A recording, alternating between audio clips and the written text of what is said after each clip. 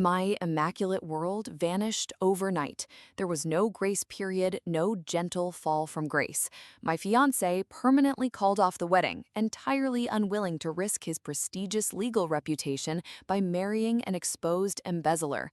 The family elders, who had once looked at me with such immense pride, offered no mercy.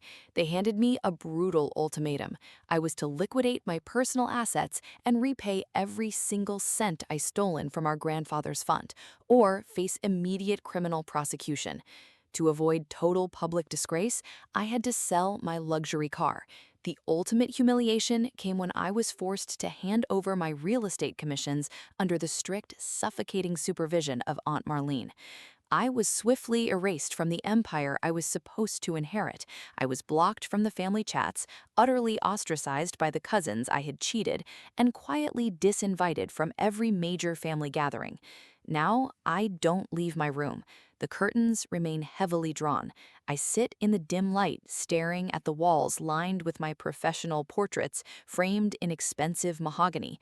The woman in those pictures, the high-flying broker in the pristine designer suit, the university valedictorian, the golden child, feels like a dead ghost. Through the closed door, I sometimes hear Mother crying on the phone with Julian, begging him to tell her how we got here, sobbing that I am destroyed.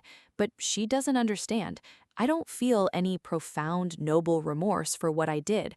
I just feel a cold, agonizing emptiness. Julian said he didn't destroy me. He merely turned on the lights so everyone could see exactly what I was. He was right.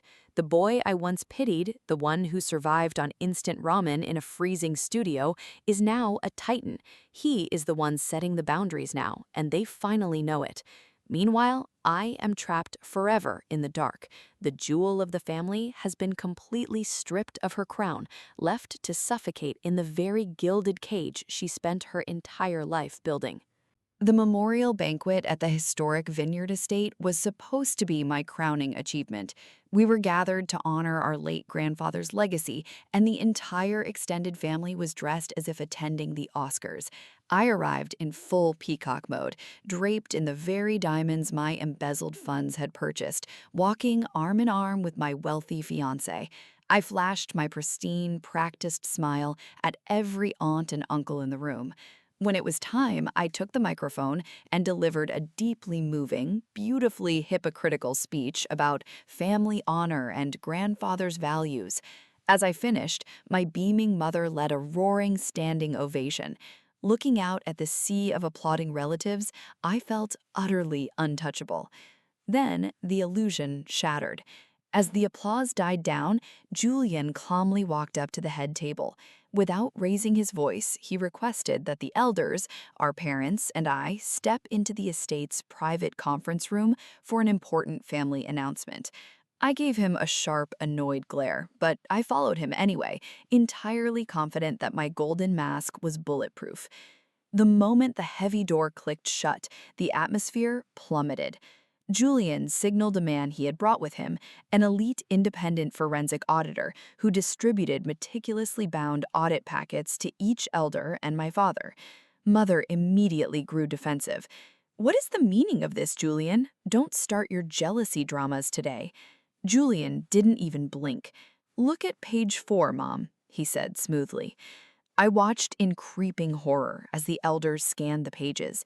There it was, an absolute, undeniable forensic trail showing explicit bank transfers from our grandfather's fund directly into my personal account. The documents clearly listed the money I had used to pay for my designer jewelry and my luxury European holiday. A horrifying, dead silence suffocated the room. The blood drained from my face, turning my skin an ash gray. My knees gave out. I dropped to the floor, bursting into hysterical tears as I frantically clutched Mother's dress. I fell back on my only defense I knew. "It's a mistake," I screamed, my voice shrill and desperate. "Julian manipulated the data. He's trying to destroy me." But this time, my sugar-coated lies failed completely. The data was absolute. Aunt Marlene, whose daughter's college tuition had just been rejected because I drained the trust, slammed her hand on the table, her eyes wild with furious rage. I turned my tear-streaked face to my fiancé, praying he would defend me. Instead, the corporate attorney stared at the clear-cut embezzlement documents in utter cold disgust. Realizing I was a fraudulent criminal, he didn't utter a single word. He silently pulled off his engagement ring, dropped it onto the heavy wooden table, and walked out the door. I screamed, reaching out for him, but he didn't look back. I turned to my father, only to see him slumped into his chair, his head in his hands, completely shattered. Stripped of my crown in front of the very empire I sought to rule, I was finally totally exposed. For a year, the strict 8% monthly interest penalty bled me dry. Every month, a silent, humiliating transfer was routed quietly from my personal commissions to Julian. The pressure of my impending wedding and the sheer cost of maintaining my flawless luxury facade were suffocating. I was drowning in secret credit card debts that I couldn't bear to let anyone discover. I desperately needed a lifeline, and as the jewel of the family, I naturally assumed it was my right to take one. The opportunity presented itself perfectly. For the past year, I have proudly volunteered to manage our grandfather's legacy trust. It was a substantial $120,000 fund meant exclusively for family medical emergencies and the younger cousin's college tuition. But more importantly to me, controlling it gave me the exact clout I craved, the undeniable status of being the responsible, trustworthy firstborn. At first, I only stared at the ledgers. It was a massive pool of stagnant money just sitting there while I was being financially suffocated. It felt fundamentally unjust. I was the one upholding our family's elite image. Shouldn't our grandfather's legacy serve the family's most important asset? The boundary between reality and my own delusions blurred completely. Desperation made me bold. Over the months, I began quietly siphoning the funds, ultimately embezzling over $65,000 from the trust. I meticulously covered my tracks using fabricated contractor invoices and fake receipts. The stolen money was like a rush of pure oxygen. I paid off my most pressing secret debts, bought the designer jewelry I needed to maintain my image, and even funded a luxury European holiday. I effortlessly rationalized the theft, convincing myself that I was merely borrowing the money and that my golden mask was utterly bulletproof. Who would ever dare to question the golden child? I grew so arrogant, so intoxicated by my reinstated sense of absolute power that I actually missed 2 of my court-ordered restitution payments to Julian. I simply didn't care. Let him wait. I honestly believed he wouldn't dare challenge me again now that I was the revered manager of the family estate. I thought I had won the ultimate gamble. I had successfully funded my lavish lifestyle and secured my pristine reputation. I never once suspected that my arrogance in skipping those payments had made Julian deeply suspicious, nor did I realize that my perfect, victimless crime had just sealed my absolute destruction. The certified letter hit my desk on a Tuesday morning. The moment I saw the letterhead from a corporate litigation firm, my stomach plummeted. I frantically called Julian 4 times back to back, but he ignored me. Finally, 24 hours later, he texted me a single demand: meet him at the Obsidian Lounge downtown at 8 p.m. and come alone. I usually loved the Obsidian Lounge. Its dim, high-end cigar room was the perfect backdrop for me to flaunt my self-proclaimed elite status. But that night, walking toward the secluded leather booth he had chosen, the usual confident bounce in my step was entirely missing. I wore a flawless, tailored designer dress, but my shoulders were stiff with tension, and my face was masked under a thick, pale layer of makeup to hide my sheer terror. I slid into the booth opposite him and desperately tried to summon my trademark patronizing smirk. My hands, however, betrayed me. They were trembling violently as I clutched my handbag. "Julian," I whispered, my voice tight as I cast a nervous glance around the lounge. "What is the meaning of this ridiculous letter from a law firm? It's completely out of context." He didn't say a single word. He simply pushed a thick manila folder across the dark wood table. I opened it. Inside were detailed forensic reports. IP tracking logs, time-stamped server data, and an ironclad legal affidavit. As my eyes darted across the pages, realizing the sheer depth of the digital evidence stacked against me, the remaining color drained entirely from my face. "I didn't steal anything, Julian," I stammered, falling back on my sugar-coated manipulation. I thought it was an old shared family fund. I was in a tight spot with the condo deposit, and the market was moving fast. Mom said you were swimming in cash, so I figured you wouldn't mind helping your own sister." "You didn't ask," Julian said. His voice was dangerously calm, cutting right through my frantic excuses. "You logged into my private secure wallet and stole $15,000. That is a felony." Blind panic seized my chest. I fell back on my ultimate weapon. Tears welled up in my eyes, the exact theatrical waterworks I had always used to get my way with Dad. "Are you going to put your own sister in jail?" I gasped. "It will ruin my marriage. It will destroy my career." Julian just stared at me. In that terrifying, silent moment, I realized for the first time in my life that my tears had absolutely no power over him. He slid a pen toward me along with a formal restitution contract. "You will sign this agreement to repay the $15,000 with a strict 8% monthly interest penalty routed quietly from your personal commissions. No excuses, no delays. Or Valerie hands this exact folder to the district attorney and the real estate licensing board tomorrow morning." Cornered and utterly terrified, I grabbed the pen and signed my name in jagged, shaking strokes. "Don't tell Mom and Dad," I pleaded with my voice cracking with genuine desperation. "Please, it will tear the family apart." "I am not the one who tore this family apart, Vivian," he replied smoothly. He stood up, buttoned his suit jacket, and walked away, leaving me entirely alone in the booth, staring blankly at the empty table.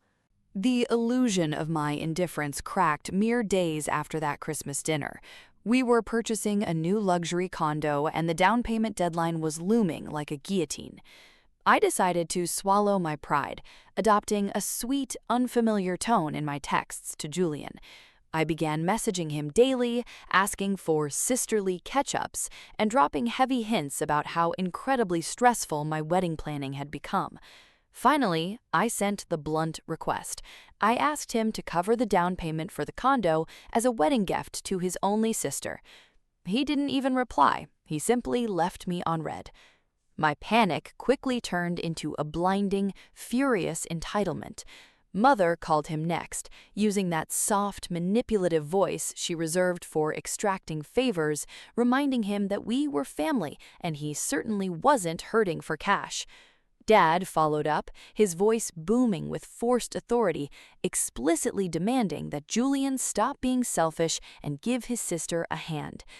Yet Julian refused. He was sitting on $100 million fortune, and he was going to let his own flesh and blood drown in credit card debt? It was absurd. It was offensive. That weekend, I was rummaging through the study at my parents' house when I opened an old laptop Julian had left behind years ago. The browser was still logged in, possessing an unrevoked secondary authorization key directly linked to his private investment wallets. These were the accounts where he parked his personal capital gains from his precious software company. I stared at the glowing screen, watching those impossible, massive numbers pulse. I didn't steal. I want to make that perfectly clear to anyone judging me. I simply acted as the family's financial equalizer. Mom literally just said he needed to support his sister. I was in a desperately tight spot, the real estate market was moving fast, and I genuinely thought of it as a shared family fund. My hands barely trembled as I linked an external digital wallet to a private Gmail handle, the exact email I used for my streaming accounts. I initiated a quiet, untraceable transfer of $5,000. No alarms blared. No angry phone calls came. A week later, feeling a rush of empowered relief, I took another $4,000. Shortly after that, another $6,000. Over the course of a single month, I siphoned a total of $15,000 to keep my perfect life afloat. It was barely a drop in his ocean, a microscopic rounding error to a newly minted tech mogul. I justified every single click of the mouse. I figured he wouldn't mind helping his own sister. After all, I was Vivian. I was the golden child, the jewel of the family. In my mind, what was his was naturally meant to serve me. I slept soundly that month, utterly convinced that my pristine world was safe again. I had taken control, just as I always did, completely unaware that I had just signed my own death warrant. I sat at the center of the grand mahogany table, breathing in the rich scent of roasted turkey and expensive wine. I was in full peacock mode, practically glowing as I loudly detailed the luxury penthouse I was currently brokering. I made sure everyone heard about the custom diamond bands I had picked out for the wedding. The room was mine. It always was. Then, Dad wiped his mouth with his napkin and casually tossed a conversational bone to the end of the table. "So, Julian, still doing those little digital sketches? Got any actual clients yet?" I smiled, lifting my wine glass. I lived for these little reminders of our family's natural order. Julian put his fork down. "Actually, Dad, I stopped freelancing a while ago," he said, his tone perfectly flat and measured. "We just closed our Series A funding round 2 weeks ago." I paused mid-sip. My glass hovered an inch from my lips. My brain scrambled to process the corporate terminology coming from my little brother's mouth. I let out a forced chuckle. "Series A? Julian, you always make your little app thing sound so fancy. Who gave you money? Some college friends?" He didn't flinch. He looked directly into my eyes. "A venture capital firm out of Boston. Our post-money valuation is currently sitting at $105 million. The dining room went dead silent. The clinking of silverware stopped completely. Next to me, our cousin froze with her phone still in her hand. A sudden, suffocating heat rushed up my neck. I could feel my face flushing a deep, ugly crimson. Every ounce of smugness was wiped entirely clean from my features. My carefully curated world tilted on its axis. "Wait, what?" I stammered, my voice sounding shrill and panicked. "That's impossible. You didn't even study business." I studied architectural systems. Then I solved a multi-million-dollar efficiency problem for them. That's how tech companies work. He wasn't gloating. That was the worst part. He was just stating a fact. Panic gripped my chest. If Julian was $100 million, then who was I? I was just a broker drowning in credit card debt. Thank God for my parents. Dad leaned forward, his brow furrowing with suspicion. $100 million? Julian, you always had a habit of exaggerating to get attention. Don't lie to us." "I'm not lying, Dad." Mother instantly rushed to protect my crumbling throne. "Julian, stop it. This isn't funny. Don't ruin your sister's Christmas with these wild stories." Just like that, my parents buried his truth under a mountain of gravy and deliberate deflection. They refused to believe him because it meant destroying the hierarchy they had built for me. I forced myself to take a sip of wine and nodded along with them, but beneath the table, my hands were shaking. Looking at Julian's cold, steady eyes, I knew the terrifying truth. The boy I had kept in the shadows had just bought the sun. My engagement party was a masterpiece.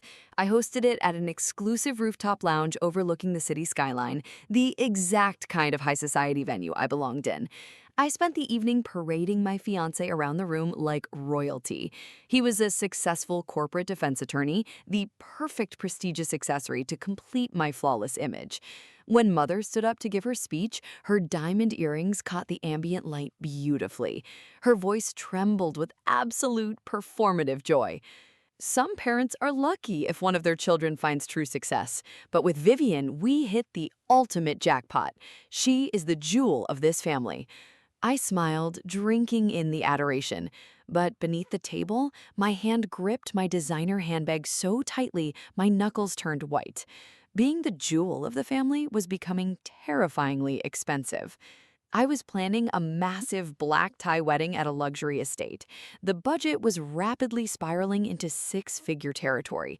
My parents were proudly footing an $80,000 bill, with Mother boasting to my aunt on the phone like it was mere pocket change. Mother confidently told everyone I had done everything right. What she didn't know was the truth hiding behind my tailored designer suits. My pristine facade was quietly crumbling under the crushing weight of my own deceit. The luxury real estate market was fiercely competitive, and my commissions weren't keeping up with the secret credit card debts I was drowning in.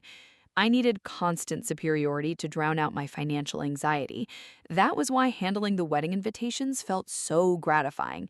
I didn't even bother with a personal call for Julian.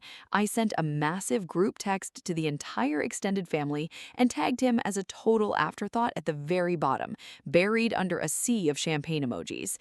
When he actually showed up to the engagement party out of some foolish sense of obligation, I felt a comforting rush of relief. He wore a simple, off-the-rack black suit, blending seamlessly into the background at a corner table near the emergency exit. Mother even used her speech to publicly pity him, dismissing his life's work as little freelance drawings to the polite laughter of our relatives. I caught his eye across the room, raised my wine glass, and gave him my signature patronizing smirk. He didn't flinch, just took a sip of his water. Seeing him there, so utterly unremarkable and small, was the perfect medicine for my panic. As long as I was standing in the spotlight and Julian was hiding in the shadows, I could convince myself that my gilded world was perfectly secure. I have always loved the main hallway in my parents' house. It is, in essence, a private gallery dedicated entirely to me. Every few steps, another professional portrait of mine stares back, perfectly lit and framed in expensive mahogany. There I am as prom queen, then as university valedictorian, and finally the high-flying luxury real estate broker in a pristine designer suit. If you look closely enough, you might find Julian in this house. Somewhere. I think there is one old photograph of him, awkwardly cropped because our cousin had her eyes closed. It is easy to be the golden child when the alternative is so remarkably dull. My parents, especially my mother, treated me like the second coming of architectural royalty. It never seemed to matter to them that I couldn't draw a blueprint to save my life. I didn't build structures, I merely sold the ones other people built. But I had an effortless charm. I knew how to spin a narrative that made my parents hang on my every word. Even when I barely passed my university economics exam, Dad simply patted my shoulder and blamed a vindictive professor. Julian, meanwhile, was the quirky one. He was the isolated artist who desperately needed to find a real career. His constant struggle was the perfect muddy background that made my golden light shine so brilliantly. I remember the winter afternoon we finally staged a corporate-style intervention for him. Dad sat in the living room, his hands folded with a heavy, forced authority. Mother leaned forward, wearing a carefully practiced mask of tragic concern. I took my rightful place perched on the armrest of the leather sofa, slowly swirling a glass of expensive Pinot Noir. Looking down at my little brother, I felt exactly like a queen pitying a peasant. He was wasting his time on some fantasy software project, barely scraping by. Vivian's firm is expanding, Mother told him gently. She needs a junior assistant to handle basic CAD drafting. It's a guaranteed paycheck. I caught Julian's eye. I gave him my signature, tight, sugar-coated smile, the exact manufactured expression I used on wealthy clients I secretly despised. I'd love to help you get on your feet, little bro. You just need to put away the fantasy projects and face reality. I didn't actually want him to succeed, I just wanted to employ him. The term practical simply meant a dead-end job with a rigid salary cap. It was a ceiling low enough to ensure he would never, ever outshine his favorite sibling. When he forced a fake smile and nodded, the hierarchy of my world felt perfectly, flawlessly secure.